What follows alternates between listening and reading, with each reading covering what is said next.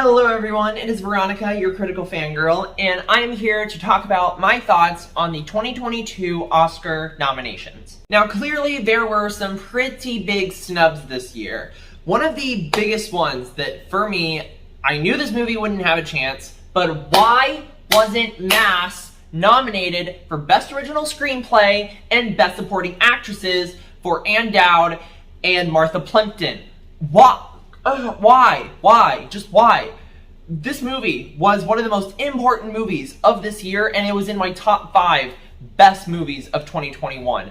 The performances by Ann Dowd and Martha Plimpton was amazing. The script was able to take a story with very sensitive subject matter and not make it preachy.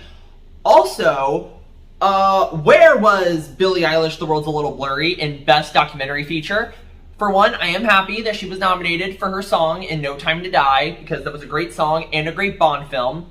But where was her documentary from Apple TV+?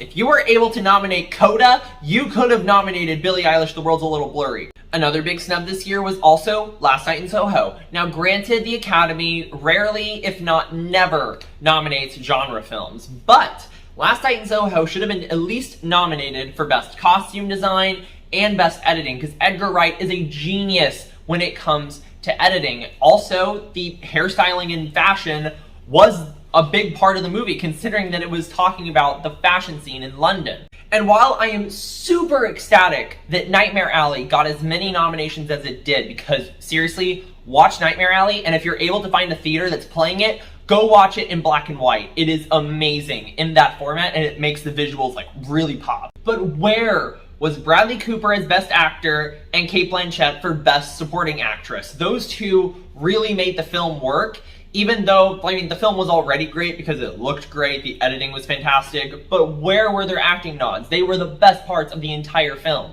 This next one is not really a snub, I'm just personally upset about it, and I want to get this out of the way before I jump into the positives. House of Gucci. Why was that nominated for Best Makeup and Hairstyling?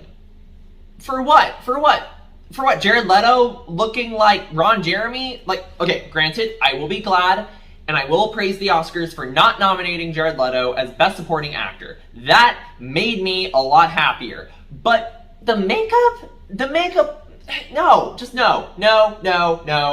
Now, jumping straight into the positive side, my girl, Kristen Stewart, got nominated for Best Leading Actress for Spencer.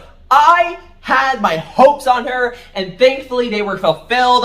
I'd like to believe that I just kind of manifested that, but oh my god, I am so happy that she got nominated. Now granted, she might lose. She might lose to either Jessica Chastain for The Eyes of Tammy Faye, or Nicole Kidman for Being the Ricardos. That last one I have not seen.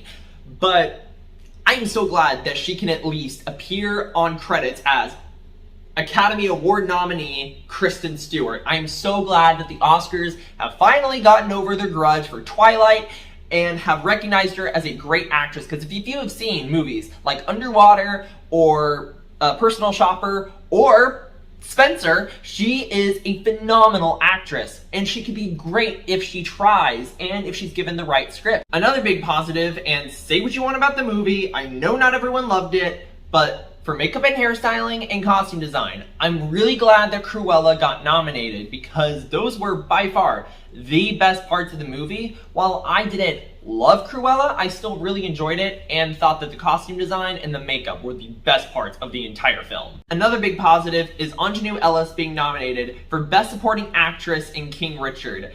I am so happy she got nominated and is getting recognized as a great actress and a great breakthrough actress.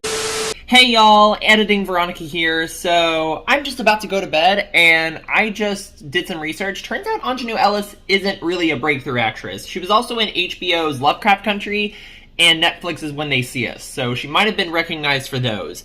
So that's my bad. That's my personal error that I take accountability for. On with the show. Also, one thing I was surprised about is Dos Oruguitas was nominated for Best Original Song with Encanto, which I am happy for, and I'm also happy Encanto got nominated for Best Original Score. But am I the only one who expected We Don't Talk About Bruno to be nominated? Because that song is basically the new Let It Go. It's been memed to death, it's been played to death, there are covers of it everywhere. You can tell people to sing it, and they will recognize it just by a couple notes. So for those reasons, I expected this to get nominated, but it makes more sense for Dos Oruguitas to be nominated instead, because it's the most Oscar song on the whole soundtrack. So I can see it, but at the same time, I'm a little shocked that the latter wasn't nominated. Now, as for Best Picture, last year there were two movies that I missed that I wasn't able to see in time. Those were The Father and Nomadland. This year it is Drive My Car, Don't Look Up, Coda, and The Power of the Dog. While it will take a little bit for me to watch Drive My Car, considering that I'm broke as shit and Alamo Drafthouse tickets cost an arm and a leg, I will be able to watch Power of the Dog, Coda, and Don't Look Up on Netflix and Apple TV+. So I will be able to watch those soon, and I am planning on watching Drive My Car once I'm able to get a stable job. As for the ones that I did see, Licorice Pizza was the only one that I remotely disliked. The others I found to be relatively good, like Belfast, or just flat out amazing, like Dune. So the one that I'm really hoping will win is either Dune or Nightmare Alley, and I predict either Dune or Belfast to win, because those two are definitely like the movies that the Academy would like most look up towards. But Nightmare Alley, I'm really rooting for you, especially for Best Cinematography. So please, Del Toro, please get another Best Picture winner in your pocket, because it is so fucking good. Now, I have no complaints for Best Animated Feature. The only one that I haven't seen yet is Flea. But that was because it came out in a limited release, therefore it didn't come out anywhere in Austin for me to see. But luckily it is on Hulu, and I'm really excited because I am really looking forward to watching Flea, because it looks absolutely just incredible. There is a chance that Be Alive by Beyonce might win Best Original Song for King Richard, and I'm really excited for that. So it's a prediction and also a hopeful. As mentioned before, I'm hoping for Kristen Stewart to win, but I am predicting Jessica Chastain to win for The Eyes of Tammy Faye.